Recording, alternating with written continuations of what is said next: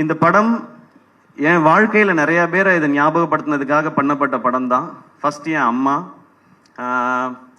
17 வயசுல எல்லாருக்கும் ஏற்கனவே சொன்னதான், இன்னொரு முறை சொல்லணும்னு நினைக்கிறேன். அப்பா இறந்த பிறகு அவங்களுக்கு தெரிஞ்ச வகையில் அந்த குடும்பத்துக்குள்ள இருக்க காசெல்லாம் பத்திரப்படுத்தி சேர்த்து வச்சு படிக்க வச்சு என்னையும் அக்காவையும் படிக்க வச்சு கல்யாணம் பண்ணி வச்சு பண்ணாங்க.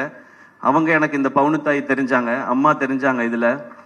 அதுக்கப்புறம் அக்கா 2 குழந்தை பெத்த பிறகு வந்து இங்கே எம்எம்சியில் எம்டி படித்து கோல்டு மெடலிஸ்ட் ஆகி பேஷனை எப்போ வேணாலும் தொடரலாம்னு நினச்சேன். எங்கள் அக்கா எனக்கு ஒரு பவுனுத்தாயா தெரிஞ்சாங்க இதில்.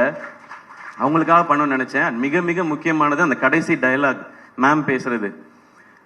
படைக்க காக்க அழிக்கன்னு ஆம்பளைங்களை மட்டும் கும்பிட சொன்னவன், படிப்புக்கும் பணத்துக்கும் பொம்பளையை தாண்டி காட்டி கும்பிட சொல்லியிருக்கான் அப்படின்னு சொன்னாங்க இல்லையா. அந்த டைலாகை நான் முன்னாடியே உணர்ந்துட்டேன்னு நினைக்கிறேன். எனக்கு கல்யாணம் நாள்ல இருந்து என் வீட்டோட வரவு செலவு எல்லாத்தையும் பார்க்கறது ஆர்த்தி தான். எனக்கு தெரியாது என் அக்கௌண்ட்ல என்ன பணம் இருக்கு தெரியாது.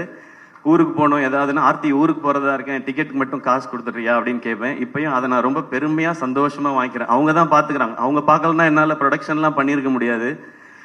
ஸோ ஆர்த்தி அவங்க எனக்கு ஒரு பவுனுத்தாயா தான் தெரிஞ்சாங்க. இந்த மாதிரி ஒவ்வொரு வீடுகள்லையும் அவங்களுக்கு சின்ன சம்பளமா இருந்தாலும் கொஞ்சம் காசா இருந்தாலும் அதை அங்கங்க சேமிச்சு வச்சோ இல்லை குழந்தைங்களை பார்த்துக்கிட்டோ இப்படி வீட்டில் இருக்கிற ஒவ்வொரு அம்மாக்களுக்கும் அக்காக்களுக்கும் தங்கச்சிகளுக்கும் சகோதரிகளுக்கும் இவங்க எல்லாருக்குமான ட்ரிபியூட்டும் சமர்ப்பணம் தான் இந்த தாய்க்கிழவி படமும் இந்த வெற்றியும்.